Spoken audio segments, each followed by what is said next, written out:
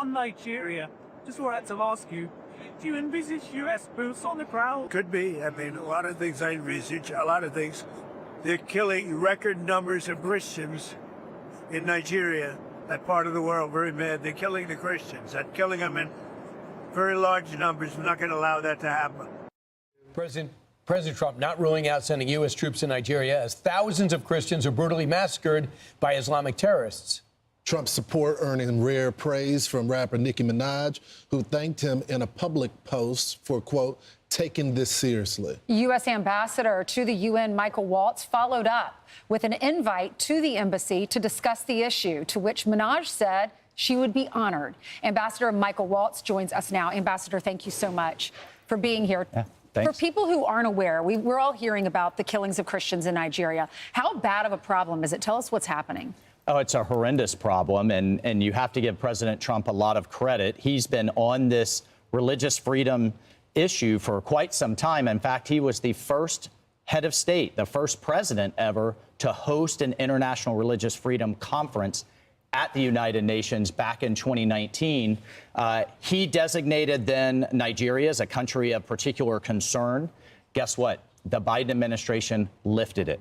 And what you have is a terrorist organization, particularly in the north in Nigeria, Boko Haram, that is literally burning churches, massacring people, torturing people, running them out of their homes to the tunes of tens, if not hundreds of thousands. And so President Trump put a spotlight on it. And, you know, really, kudos and thanks to someone like Nicki Minaj as a Christian, but as someone with the following that she has, and with a lot of followers who may not be paying attention to these kinds of issues, to kind of double down. It's a collaboration I don't know that I would have foreseen over the weekend. Yeah. But how about, here's some of these stats. They kind of blow you away. The Christians persecuted in Nigeria, how about 18,000 churches burned since 2009, 50,000 killed since that same year, 5 million displaced, 7,000 killed in 2025. This is raging right now. How can you gauge what are the possible retribution? What could you actually do to stop this?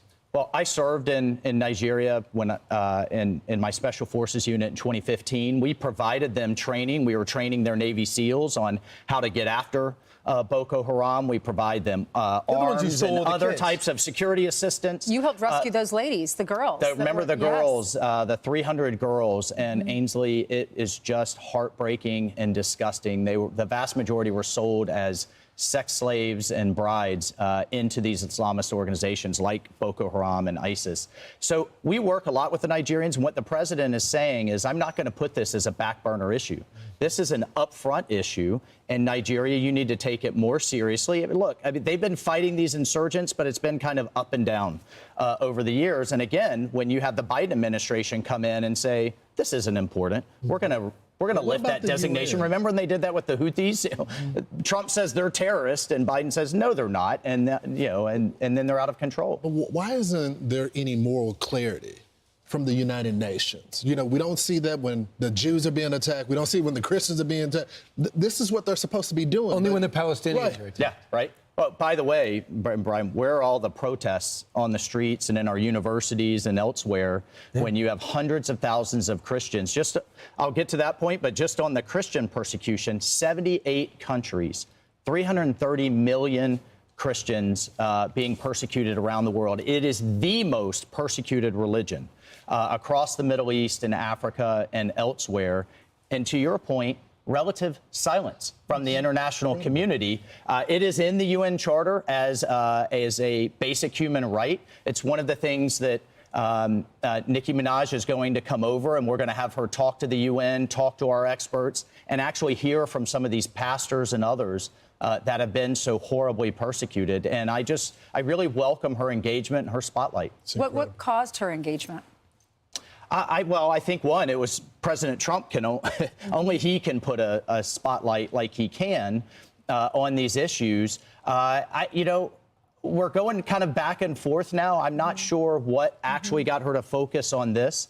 You're about to find out. I'm about to find out, and stay tuned. And as a Christian, I'm just thrilled that she's staying engaged. I am too. I love that she's doing this. I hope other celebrities do too. Thank you so much, Ambassador. Can't wait to see the Nigerians' response too. Yeah.